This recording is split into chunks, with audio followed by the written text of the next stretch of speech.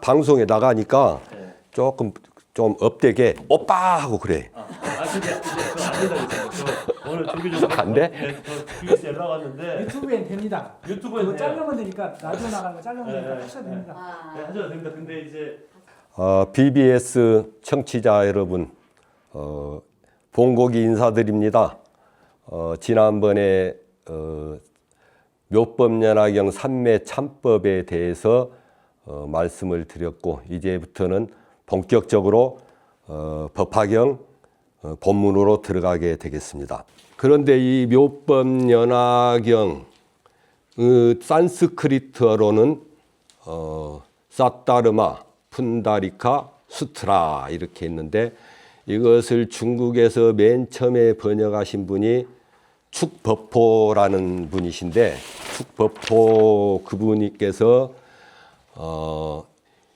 286년에 이것을 한문으로 번역을 했는데, 그때 번역할 때의 그 사타르마, 푼다리카, 수트라 그럴 때게 사시란 말은 바를 정자, 이길 승 또는 뛰어날 승, 그리고 착할 선, 좋을 선, 이 세 가지 뜻을 가지고 있는데, 그 가운데서 이 바를 정자를 가지고 와서 정법화경이라고 번역을 해서 내놨어요. 그러니까 286년 아마 8월 10일인가 날짜까지 거기는 나와요. 그 뒤에 한 130년쯤 뒤에 구마라지바라는 분이 또 이 산스크리트본을 번역을 하셨는데, 보통 그 기록이 세 가지로 나오는데 405년 또는 406년, 그래서 408년 이때인데, 그러면은 한 지금 축법포 문이 번역한 뒤에 한 130년쯤 뒤에 번역을 하게 됐는데, 이때 번역할 때에 구마라지바는 사타르마, 다르마는 법이란 뜻이죠. 그럴 때 사타르마. 근데 그 축법포는 정자를 했는데, 우리 구마라지바 스님께서는 묘할 묘자, 묘자를 썼던 거예요. 그러니까 정도 부족하고, 승이라 해도 부족하고, 선이라 해도 부족하고, 거기에서 이 묘자를 하나 집어넣은 거죠. 그래서 묘법, 연화경, 연화는 이 사타르마 푼다리카 할 때 푼다리카가 하얀 연꽃을 뜻합니다. 그래서 백년 흰 연꽃. 그래서 그 흰 연꽃을 표현하기 위해서 묘법 연화경 이랬던 거죠. 그래서 이제 이 묘법 연화경이나 모든 우리 부처님 경전 가운데서 경전의 경의 그 제목만 설명을 다 잘해도 전체를 다 풀어낼 수가 있을 정도죠. 그런데 그렇게 하다 보면은 이 강의를 듣는 분이라든지 이런 분들이 너무 어려워할 수밖에 없어요. 그런데 그렇기 때문에 이제 저는 개괄적으로 처음만 약간 묘법 연화경이라는 것을 설명드리고, 그리고 나서 강의가 진행되다가 어느 정도 법화경에 대해서 공부가 되진 뒤에 가서 묘법 연화경이라는 경 제목을 설명드릴까 싶습니다. 그때에는 그 경 제목을 풀어놓은 우리 원효 성사께서 법화경 종요라는 저술이 있어요. 거기에 후반부 가면은 그 경 제목을 풀이한 게 있는데 참 재밌죠. 이 묘할 묘자잖아요. 이 묘할 묘자를 넷으로 나눠요. 첫째, 교묘하다. 그래서 묘할, 교묘하다. 교묘. 그 다음에 승묘. 그리고 미묘하다. 그리고 절묘하다. 이 네 가지 묘를, 묘자를 갖다가, 이 묘자 하나를 갖다가 넷으로 구분을 져요. 그래가지고 왜 묘법이 교묘한가? 왜 승묘한가? 왜 미묘한가? 왜 절묘한가? 묘법이었죠? 연화. 연꽃은 왜 교묘한가? 왜 승묘한가? 왜 미묘한가? 왜 절묘한가? 이렇게 풀어내요. 기가 막히죠. 우리 그러니까 의천 대각국사께서도 가장 우리에게 이 원효 성사분을 가장 잘 추앙하면서 받들고 일반인들에게 전파시켰던 분이 대각 의천 국사시거든요. 그분께서는 그래서 원효 대사를 해동 보살이라고 불렀어요. 얼마나 추앙을 했으면 해동 보살 또는 해동 교주, 교조. 그리고 성사, 원효 성사 이렇게 했는데 그 법화경 종요의 그 묘법연화경 일학하는 경전 해석을 여러분들이 이제 공부를 좀 해 가다 보면은 이때쯤이다 싶으면은 그때 가서 제가 설명을 해드리기로 하고 오늘에 있어서 제가 사타르마 푼다리카 수트라 묘법 연화경에 대해서 간략하게 말씀을 드리면은 이 묘법과 연화를 그러죠. 묘법, 연화. 그런데 그럼 묘법이란 게 무엇이냐? 그럴 때에 이 묘법 그러는데 이 묘법이라 하는 것은 다른 것이 아니고 우리 중생들 우리들 각자가 다 지니고 있는 이 마음이란 말이죠. 다른 게 아니고 바로 우리 지금 운전하시면서 청취하신 분도 계실 거예요. 그죠? 그러고 올 때에 또는 뭐 다른 작업을 하고 계신 분도 계실 거고 그 속에서 지금 방송에서 흘러나오고 있는 소리를 들을 줄 아는 그 자리. 그 자리가 뭐라고 말 붙일 수가 없어요. 굳이 어쩔 수 없이 마음이라 하는 거예요. 그렇기 때문에 부처님 팔만대장경에 마음 시자를 빼고 나면 경전이 설 수가 없는 거예요. 그런 의미에서 묘법연화경 할 때 이 묘법이라 하는 것은 우리들 모두가 다 가지고 있는 지금 소리 들을 줄 알고 볼 줄 알고 걸어갈 줄 알고 만질 줄 알고 그것을 아는 자리 분별망상이 아니라 그 자리를 마음이라고 억지로 갖다 붙이는데 그것을 그래서 묘법이라 하는 묘법은 무엇이냐? 이 마음이더라. 그러면은 묘법 연화.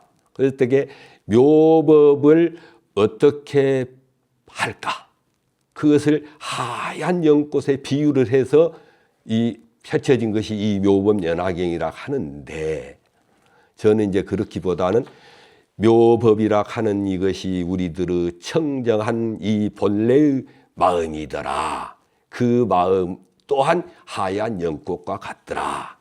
하얀 연꽃 그대로가 우리들 마음이더라. 이렇게 번역을 하고 말씀을 드리고 싶거든요.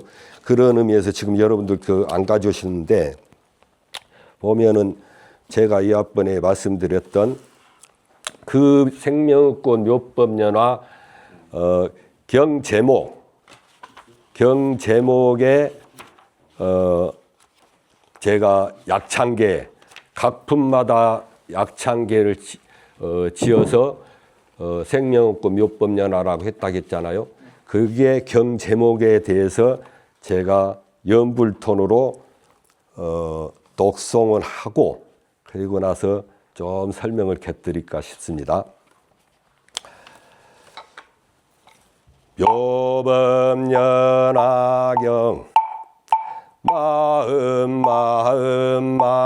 마음이여 마음 떠나 부처 없고 마음 떠나 중생 없어 마음일 뿐 마음 알아 부처이며 마음 몰라 중생인데 이 마음은 모양 없어 표현할 말 전혀 없고 생각마저 끊겼으니 묘하고도 묘하여서 묘법이라 애오라지 고요하고 청정하며 집착 없어 하얀 연꽃 비유할세 그 비유가 절묘하고 절묘하여 묘한 법이 바로 하얀 연꽃이며 하얀 연꽃 그대로가 묘법이라 묘법연화 한 번 불러 싹이 트고 두 번 불러 꽃이 피고 묘법연화 독송하고 베꼈을세 싹이 트고 꽃이 피며 열매 동시 맺거니와 두두물물 그 모두가 묘법연화 진흙 속의 연꽃처럼 번뇌 속에 해탈의 맑고 밝게 피어날세 이경통체 최상승선 활구이며 방학간섬 일바을적 처음에는 거칠다가 빠을수록 고아지듯 법화경도 읽을수록 중생마음 유순해져 기별받을 그릇될 터 신심 가득 기쁨 가득 지니리다. 부처님의 지혜 광명 환히 밝힌 사따르마 분다리까 수트라이여 이마의미 하얀 연꽃 거룩하고 거룩하다 나무 실상요법연하여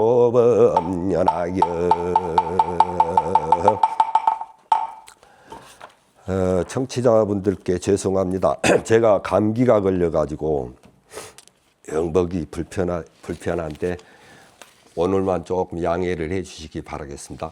이것이 이제 법화경 제목에 대해서 제가 개송으로 약찬계 28품 전체를 품마다 약찬을 하면서 이제 경 제목에 대한 것인데 이것을 조금 읽어가면서 약간만 설명을 곁드리겠습니다. 아까 그랬죠. 우리 부처님 가르침은 마음을 빼놓고 나면 한 법도 없다고요. 그럴 때게 마음이여 마음 떠나 부처 없고 마음 떠나 중생 없어 마음일 뿐 마음 알아 부처이며 마음 몰라 중생인데 그랬죠. 화엄경에 이르기를 신불급 중생이 마음과 부처와 중생이 시삼무차별이라 이 셋이 차별이 하나가 없더라 그러거든요. 그런데 우리들은 이 마음을 사실은 마음을 가지고 24시간을 살면서도 마음이 뭔지를 몰라요. 그죠? 내가 지금 저 소리를 듣고서 어쩌니 저쩌니 하는 것을 마음이라고 하려고 그래요. 그 분별망상인 거죠. 그런데 소리를 들을 줄 아는 그 자리. 그것은 어떻게 언어로 설명할 수가 없는 거예요. 자, 그쯤 하고 그래서 부처님은 마음을 알고 중생은 마음을 모르는데 이 마음은 모양이 없단 말이에요. 그죠? 모양이 없어. 그래서 표현할 말 전혀 없고 생각마저 끊겼으니 그것을 이제 선에서는 언어도단 심행처멸이라고 그래요. 언어의 길이 끊어졌고 마음길도 끊어졌다. 언어와 생각이라는 그것이 온갖 사량 분별이 끊어져 버리는 그러한 그 단계. 그래야만이 생각, 사량 분별을 떠난 그 속에서만이 진짜로 이 묘법연화경을 들을 수가 있는 거예요. 그런데 그걸 바로 할 수 없잖아요. 그러니까 지금 오늘 하루 지금부터 막 그걸 꺼내면은 기죽어서 안 되니까 넘어가서 이제 뒤에 다 가면 알게 됩니다. 그래서 묘하고도 묘하여서 묘법이라. 그러니 구마라 집 밖에서 정말로 천재라 할 수 있는 게 이 사시락 하는 게 바를 정자고 뛰어날 승자고 착할 선이고 이 세 가지 뜻인데 이 세 가지 뜻을 쓰지를 않고 묘할 묘자를 딱 갖다 붙인 거예요. 그러니까 도저히 이 마음이라는 것은 묘하고도 묘하다. 그래서 묘법 했던 거죠. 애월하지 고요하고 청정하며 집착 없어 하얀 연꽃 비유하세. 이 마음을 하얀 연꽃에 비유했단 말이에요. 그러니까 자 우리 연꽃 있죠. 하얀 연꽃. 그 연꽃에 삼덕이 있어요. 세 가지 덕이. 그래서 언이 불념의 덕이라. 진흙 속에서도 물들지 않는 덕이라. 그래서 첫 번째. 두 번째는 종자부실이라. 종자가 씨앗이 사라지질 않는 거예요. 언젠가 TV에선가 나왔다는데 1000년이 지난 연꽃 씨가 연밥이 썩지 않고 그대로 있더라는 거죠. 그래서 1000년 동안이 지나도 썩지 않고 있다가 인연만 갖추어지면은 바로 꽃을 피는 거예요. 그러니까 이 연꽃만큼 희한하게 적절한 비유가 있을 수가 없는 거예요. 그리고 이 연꽃이 가장 아름답다고 하죠. 그 중에서도 이 하얀 연꽃은 그럴 때 우리 안에 지니고 있는 그 한 마음이라 하는 마음, 그 보일 수도 없고 표현할 수도 없는 그 마음의 본체와 그리고 그 안에 갈무리 짓고 있는 공덕과 그리고 나서 그 쓰임새, 그것은 이루 말할 수가 없다는 거죠. 그런데 우리들은 그걸 모르고 쓸 줄을 모르고 알지도 못하고. 그런데 그러니 지금 묘법연화, 묘법연화 할 때에 이 묘법이라는 것이 마음이요, 마음이라 하는 이 마음이 하얀 연꽃 그대로더라 이거죠. 자, 그 비유가 절묘하고 절묘하여 묘한 법이 바로 하얀 연꽃이며 하얀 연꽃 그대로가 묘법이라. 묘법연화 한 번 불러 싹이 트고 두 번 불러 꽃이 피고 묘법연화 독성하고 백개스세 싹이 트고 꽃이 피며 열매 동시 백건이와 같죠. 아까 연꽃의 세 가지 덕이 있다고 그랬죠. 아까 두 가지는 얘기했고 세 번째가 뭐냐, 화과 동시. 꽃과 열매가 동시에. 예? 다른 꽃과는 달리 연꽃은 연꽃이 꽃이 핀과 듯이 연밥도 같이. 그래서 화가 동시라. 그렇기 때문에 묘법연화라 하는 이 말만 귓가를 스쳐서도 이미 씨앗이 심어져 있다 이거예요. 그 씨앗이 심어져 있기 때문에 결국에 언젠가는 다 성불한다는 거죠. 기분 좋죠? 네. 그래서 두두물물 그 모두가 묘법연화. 우리가 몰라서 그렇지 이 마음을 알고 보면은 티끌 하나 부스러기 하나 모든 것이 마음 아닌 바가 없기 때문에 전부가 마음이 되기 때문에. 그렇기 때문에 아까 마음이 하얀 연꽃이라 했잖아요. 그렇기 때문에 보이는 모든 것이 하얀 연꽃이 아님이 없더라. 유행가 가사도 묘법연화경이더라. 이렇게 되는 거예요. 자, 진흙 속의 연꽃처럼 그죠? 언이 불림에 있죠. 번뇌 속에 해탈없고 맑고 밝게 피어나세 이경 통체 최상승선 활구이다 이거예요. 이 최상승선 왜 활구냐 하는 부분은 뒤에 서품에 들어가면은 알 수가 있는, 그때가 설명해도 되는데 뭐냐면은 부처님께서 무량의경을 설하시고 무량의처 삼매에 드신 뒤에 몸과 마음도 움직이지 않으신 채로 미간 백호에서 광명을 쫙 펼쳤단 말이에요. 그 미간 백호에서 한 줄기 광명을 쏘았던 그 광명 그 자체가 바로 무엇이냐? 이게 알 수 없는 거예요. 생각으로도 알 수 없고 말로도 표현할 수 없고 그 알 수 없어요. 그건. 오직 부처님과 부처님들만이, 조사와 조사들만이 알 수 있는 길이더라. 그래서 조사선에서 활구화두를 얘기했듯이 이 활구나 같다 이거예요. 그렇기 때문에 이 묘법연화경 전체가 그대로가 하나의 생생하게 살아있는 활구란 말이죠. 활구란 말을 이제 잘 모르시면 모르겠지만 활구라는 것은 뭐냐면 살아있는 언어란 말이죠. 그러면 살아있는 언어라 할 때에 자 보십시오. 제가 불 할게요. 불 하죠. 불이 뭐예요? 불화자. 불. 그럼 뭐예요? 불이죠. 불이란 말이 불입니까? 될 수가 없어요. 그죠? 근데 불이란 말이 진짜 불이 되려면 어떻게 돼? 내 입에서 나오는 불이란 말이 나옴과 동시에 내 입이 다 타야 해요. 그죠? 이게 진짜 불인 거예요. 근데 조사 스님네 부처님의 이러한 그 언어와 사량 분별을 떠난 그 세계는 그야말로 활구란 말이에요. 그 속에서 그대로가 활구, 통째로 그것을 활구라 그래요. 살아있는 말이란 말이에요. 그것은 이미 불이란 말을 뱉음과 동시에 불이 돼버리는 거예요. 됐죠? 그 다음에 이것은 이제 조금 새겨 들으세요. 방앗간서 밀바을적 처음에는 거칠다가 빠을수록 고와지듯 법화경도 읽을수록 충생마음 유순해져 기별받을 그릇됐더 그랬죠. 제가 이제 왜 이 부분을 집어넣냐. 법화경에 대해서 천태지자대사는 법화현인이 법화문군이 하고 또 다른 여러 어른 우리 스님들께서 다 풀이를 해놓고 다 했어요. 그래서 어쩌고 저쩌고 여기는 무엇에 속하고 어쩌고 다 교상 판석을 해놨어. 해놓고 그랬는데 그것이 틀렸다고가 아니라 우리 일반 불자들에게 있어서는 그것이 중요하지 않단 말이죠. 그런데 제가 나름 이 책을 내면서 그리고 독송을 하면서 느낀 게 이 묘법연화경을 소리내서 스스로가 끊임없이 부지런히 읽다 보면 자기도 모르게 마음이 부드러워져요. 그렇게 돼 있어. 이 묘법연화경만큼 뜻도 그렇고 글도 그렇고 그렇게 아름다울 수가 없어요. 저도 문학을 전공했지만은 이 법화경을 책을 내면서 번역하면서 보니 이렇게 아름다울 수가 없는 거예요. 나는 경전 가운데서 최고로 아름다운 경전이라고 봐요. 이렇게 아름다울 수가 없어. 그 비유도 그렇고 모든 게. 그런데 그 중에 가장 뭐한 게 자꾸 독송하면 독송할수록 독송하는 본인이 자기도 모르게 부드러워지는 거예요. 그래서 방앗간서 옛날에 밀 빠잖아요. 그때 밀 처음에 빠면은 거칠다요.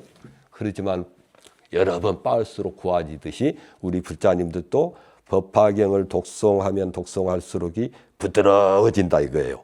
그래가지고 유순해져서 기별받을 그릇 됐어. 이제 부처님께 수기를 받을 그릇이 된다 이거라. 그릇은 안 되면서 부처님 수기 안 준다고 그 땡깡 부리지 말고 알겠어요? 그래서 어떻게 돼요? 이걸 이제 그 딱 알면은 신심 가득, 기쁨 가득 진일이다 그랬죠? 지금 여기 청취자분들도 제 말씀을 듣고 바로 지금 마음을 일으켜서 신심 가득, 기쁨 가득 이 묘법연화경을 지니리라 하는 마음을 일으키십시오. 그리고 나서 마지막에 부처님의 지혜광명 환히 밝힌 아까 미감 백고상에서 백고상으로 쫙 광명을 비쳤다 했잖아요.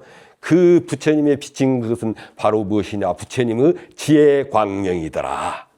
그렇기 때문에 부처님의 지혜광명 환히 밝힌 사따르마 푼다리카 수트라여 이건 범어로 묘법연화경이여 이 마음이 하얀 연꽃 거룩하고 거룩하다 나무실상 묘법연화경 하고서 28분 전부 끝마다 이 네 개송을 넣습니다. 그래서 여러분들은 다른 것은 몰라도 부처님의 지혜광명 환히 밝힌 사따르마 푼다리카 수트라여 이 마음이 하얀 연꽃 거룩하고 거룩하다 나무실상 묘법연화경 하고서 거울 보면서도 길 가면서도 잠시 이 개송들을 한 번씩 독송해 주시기 바랍니다. 우리가 일상 살아가는 데 있어서 그렇게 어렵지가 않아요. 여러분들 거울 오늘 보고 오셨죠? 거울 안 보고 오신 분 안 계시죠? 다 거울 보셨죠? 그 거울 봤어요? 확실합니까? 아니라니까. 거울 속에 있는 나본이라고 그걸 못 봤어. 거울 속에 들어가 있는 나본이라고 거울을 못 봤어. 우리 중생들이 그런다니까. 하루 종일 24시간을 살면서 밖, 육근, 색성양 미촉법에 홀려서 다니라고 내 마음 못 봐. 거울 속에 내 비친 내 모습뿐이라고 거울을 못 봤어. 그래 놓고 거울 본다고 봤다고 그래. 근데 또 한 번 되돌아봐요. 거울 속에 내 모습을 보는 것은 거울을 보고 있는 거예요. 예, 거울 분명히 보고 있는 거예요. 거울을 안 보는 게 아니라. 근데 거울 그 안에 있는 형상에 빠져서 거울을 망각하고 못 봐. 딱 한 끗 차이라니까. 그죠? 예. 그럴 때게 이제 그 거울을 떠나서 여러분들이 특히 우리 여자분들은 어쨌든 간에 이뻐지려고 난리를 치는데 화장도 찍고 바르고 난리인데 그것보다 더 좋은 화장이 뭐냐. 거울 볼 때 쫙 하니 부처님 미소를 한 번씩 흉내내 보시라고. 예? 부처님의 그 착착한 미소, 그 미소를 스스로가 자꾸 흉내내. 이보다 더 훌륭한 화장이 없다니까요. 그죠? 예. 나중에 그 화장품 값은 우리 포교국장님을 통해서 저한테 전달해 주십시오. 그래서 이제 묘법연화경 경전 제목을 이렇게 이제 대충 풀었는데 뒤에 가면은 이제 법화경 공부하다 보면 뒤에 가면은 정말로 아까 우리 그 원효 성사분의 원효 해동 보살님의 경 제목 풀이 거기를 제가 이제 같이 공부할 수 있게 될 거예요. 아주 기가 막히게 잘 해놨어요. 아무튼 그래서 애당초에 이 법화경 종요를 얼마나 우리 일반 사람들이 알기 쉽게 번역을 해서 책을 내놓을까 하고 생각하다가 애당초에 그 생각을 냈었어요. 그래서 이 책을 낼까 하다 보니까 20대 중반 때 제가 법화경 보고 그 뒤로 보지도 않고 선방만 다녔는데 안 되겠어. 그래서 묘법연화경을 내가 다시 봐야겠다.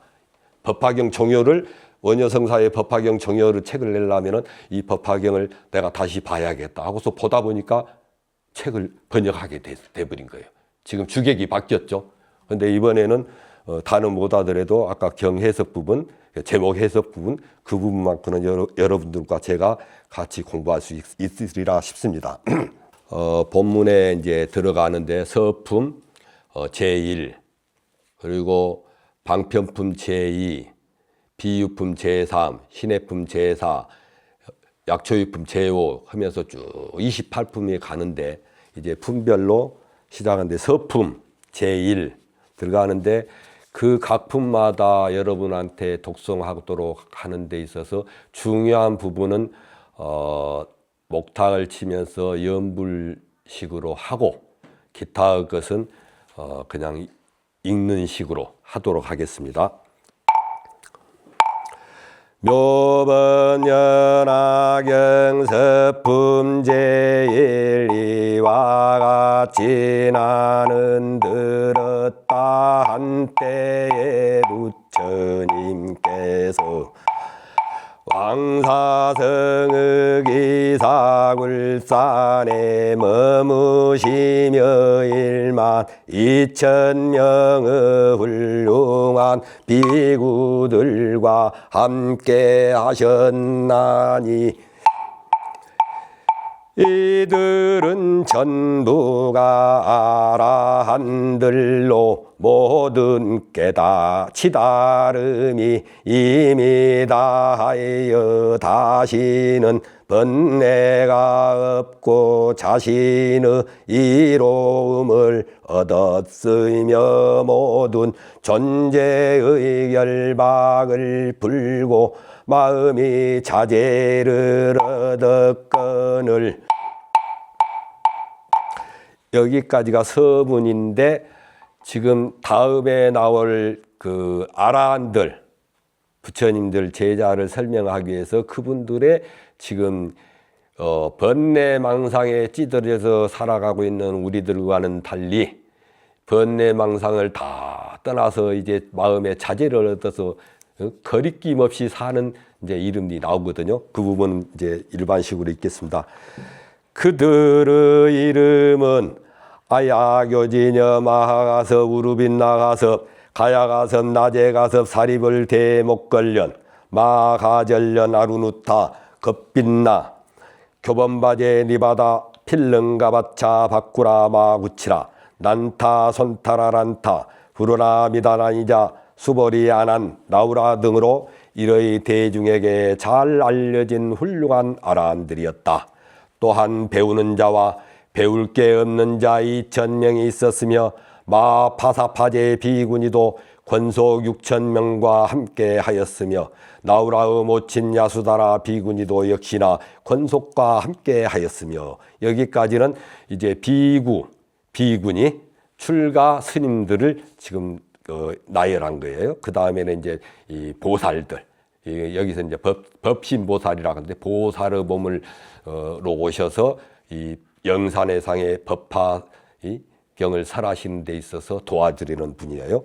그리고 위대한 보살 8만 명은 모두가 세상의 완전한 깨달음에서 물러나지 않고 전부가 다라니와 말자라는 견제를 얻어서 불태전의 법륜을 굴렸으며 한량없는 백천의 모든 부처님들께 공양하고 그분들의 처소에서 온갖 덕의 씨앗을 심었기에 항상 제불께서 칭찬하셨으며 자비로서 자신을 수행하여 부처님의 지혜에 잘 들어갔고 크나큰 지혜를 통달해서 저 언덕에 이르러 명성이 한량없는 세계에 널리 퍼졌으며 많고 많은 백천의 중생들을 능히 제도하였나니 그들의 이름은 문수사리보살, 관세음보살, 득대세보살, 상정진보살, 불유식보살, 보장보살, 야광보살, 용시보살, 보월보살, 월광보살, 만월보살, 대력보살, 무량력보살, 월삼계보살,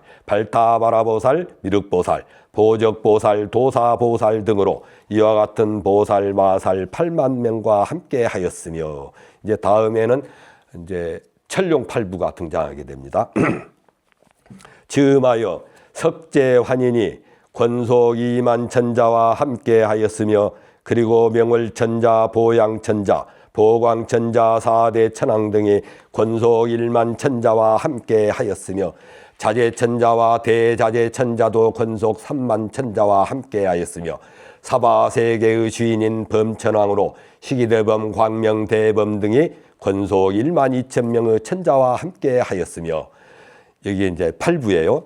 여덟용왕이 있었으니 난타용왕, 발란타용왕, 사가라용왕, 화수길용왕, 덕차가용왕, 아나바달타용왕, 마나사용왕, 우발라용왕 등이 각각 수백 천의 권속과 함께하였으며 네 긴나라왕이 있었으니 법긴나라왕, 묘법긴나라왕, 대법긴나라왕, 치법긴나라왕이 각각 수백 천의 권속과 함께하였으며 네 건달왕이 있었으니 악건달바왕, 악음건달바왕, 미건달바왕, 미음건달바왕이 각각 수백 천의 권속과 함께 하였으며 네 아수라왕이 있었으니 바치아수라왕, 거라건타아수라왕, 비마질따라아수라왕, 나우아수라왕이 각각 수백 천의 권속과 함께 하였으며 네 가루라왕이 있었으니 대이덕가루라왕, 대신가루라왕, 대망가루라왕, 여의가루라왕이 각각 수백 천의 권속과 함께 하였으며 위제의 아들 아사세왕도 수백 천의 권속과 함께 하였으니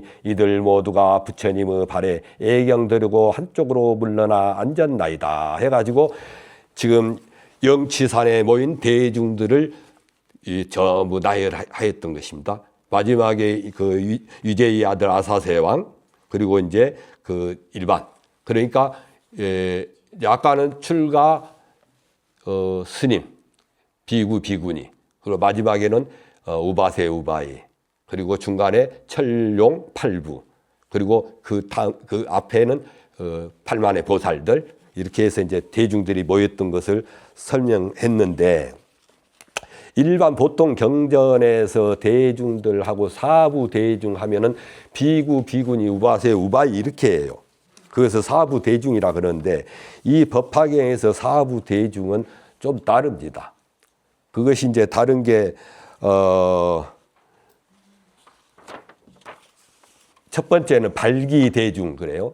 그러니까 발기 대중 할 때에 품별로 약간 차이가 있지만은 지금 이제 방편품 들어가고 그러면은 사리부리 부처님께 사리부리 문수보살께 질문을 드리고 문수사리보살은 또한 답을 하고 할 때에 이 법회가 일어나도록 하는 그 질문을 드리고 한 것 그러한 것들이 발기 대중이라고 하는 거예요. 이제 그 다음에는 이제 당기 대중이라고 해가지고 이제 그 당했다 이거예요. 그 당기 대중. 그것은 뭐냐면 이제 전생부터 성근을 심은 공덕으로 이 영산회상 석가모니 부처님께서 설하신 묘법연화경 설하시는 그 자리에 모여서 이제 성불할 받게 수기를 받게 됐다. 그런 거죠. 그러니까 이제 그러한 이미 그 성군 공덕이 무르익어서 그래서 이미 이제 법을 듣고 도를 깨닫게 되는 이제 무리가 생기는 거죠. 그 다음에 영양대중. 그것은 이제 법회에 영향 끼치는 대중이죠. 분신제불이라든지 다른 여러 화신 보살들 이런 분들. 그래서 영향 끼친 대중. 그리고 나서 이제 마지막에 결연 대중이 있어요. 결연 대중은 성근을 그리 많이 못 심고 그래가지고 금생에 부처님을 법을 듣고도 깊게 못 들어가. 대신에 다음 생에는 다 성불을 할 수 있으리라는 거. 그래서 그와 같이 우리 여기 모이신 분들은 또 청취하신 청취자분들은 발기대중일까요? 아니 단기대중일까요? 결연대중일까요? 네? 단기대중은 금생에 성불하는 거예요. 아니 욕심 좀 내보셔. 단기대중 하세요. 네? 어렵지 않다니까요. 알았습니까? 네.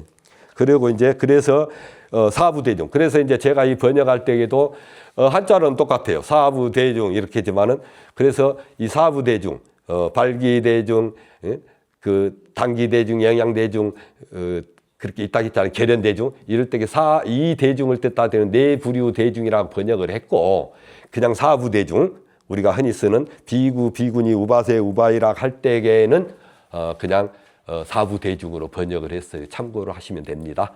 이걸로써 이번 시간은 이제 첫 발자국을 떼었고 다음에부터는 이제 이어서 계속 강의를 하도록 하겠습니다.